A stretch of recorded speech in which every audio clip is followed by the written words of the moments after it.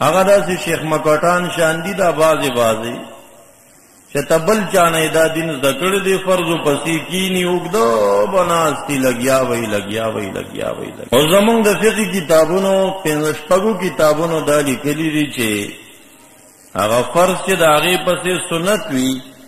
نو د اللهم انت السلام منک السلام تبارکت یا ذا الجلال والاکرام نه زیات کې ناستل مکروه دی. بعد له تحقیقا می قبول کړه دا صحیح عقیده دا سلفی عقیده اوس به کامیاب شم دا سلفی عقیده اوس به کامیاب شم. السلام علیکم ورحمت الله. د ملګری د یو مولوی صاحب تقریر لګلې او پاګه کې مولوی صاحب خبرې کوي چې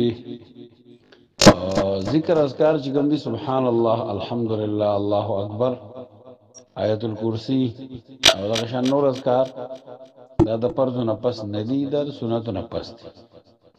خاص کر هغه منځونه چې پاګه پسې سنت وي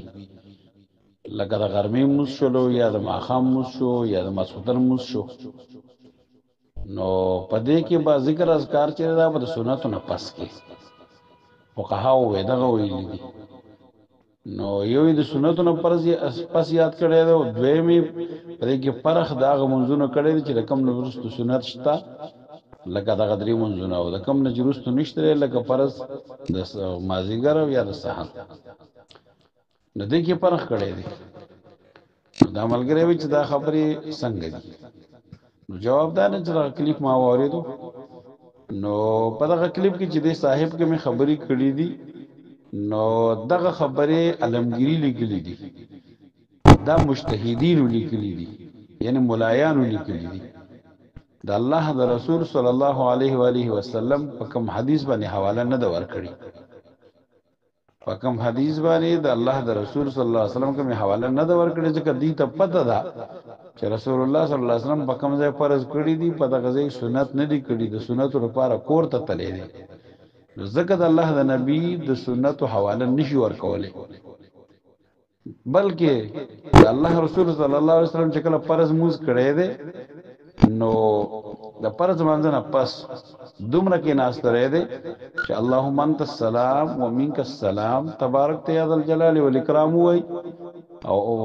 یو ذل الله اکبر او درې ذل استغفر الله استغفر الله استغفر الله وای د دینه پس بیا قوم ته مخ را ګرځولې دي او ناس دي خپل ذکر اذکار ختم کړی دي هغه نه پس بیا کور ته تللی دی سنت یې الته کړی دي او د سحر د منظر پس خو نبی علیہ السلام ناس ته تر دې پر چنور براو خاطو نو دغه صاحب چې کوم خبرې کړې دي دا د سنتو نه خلاف دي. الله د نبی صلی الله علیه وسلم عادت داو چې هغه به کله فرض منځ کړو دا ټول اذکار به وي سبحان الله الحمدلله الله اکبر 33 مرتبه 34 مرتبه دا به وي آیت الکرسی به ویلا اخرنه درې سورتونه به یو ځل ویل او نور ګڼ شه دعاګانې د ټولې دعاګانې نبی علیہ السلام ویلې صحابه کرامو دا غي نه زده کړې دي او په دې ټولو کتابونو د اذکارو کې د دعاګانې موجودي دي دا به نبی صلی الله علیه وسلم ویل دا غي نه پس بیا نبی علیہ السلام دلته سنت نه لیکلي کور ته تللی دي نو د سنتو نه پس دعا یا د اذکار دا خو ثبوت نه لري کوم فقها او یا مجتهدین او ملایانو چې دا خبرې لیکلي دي نو بلا دلیل لیکلي دي به دلیل لیکلي دي هیڅ دلیل په دی باندې نشته. د صاحب چې کوم حواله ورکړي دا د ابوبکر رضی الله عنه په اثر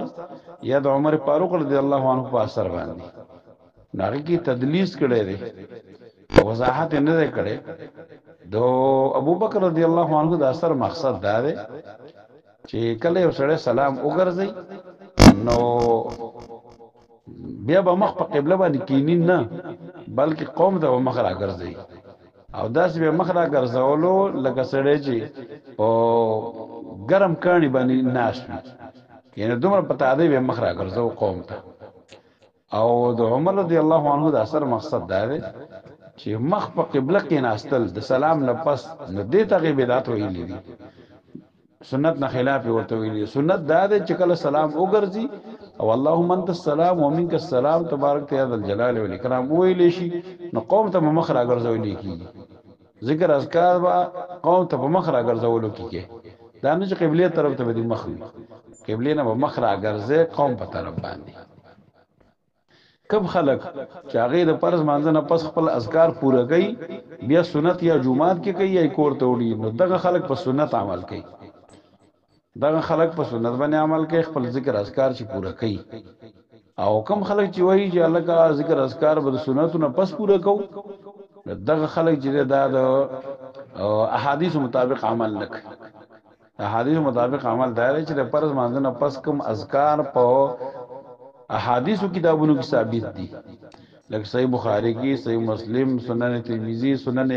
ابي داود او دغه شان سنن ابن ماجه سنن نسائی کی او په ټولو کتابونو د اذکارو کې لکه امام طبرانی یو کتاب لیکل دی د الدعاء په نوم باندې او کتاب الدعاء په نوم باندې ابن سینی چې کوم دنو کتاب لیکل دی امام نووي صاحب کتاب لیکل دی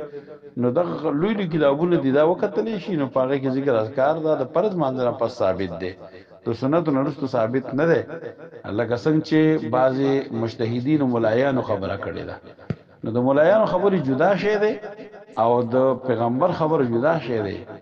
نو د موږ د پیغمبر صلی الله علیه وسلم اتباع کوو نه د فقهاو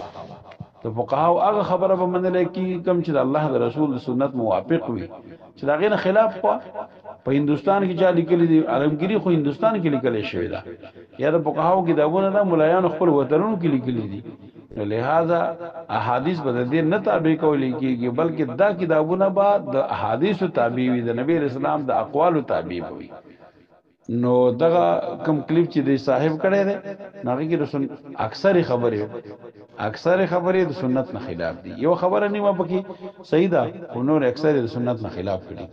والله اعلم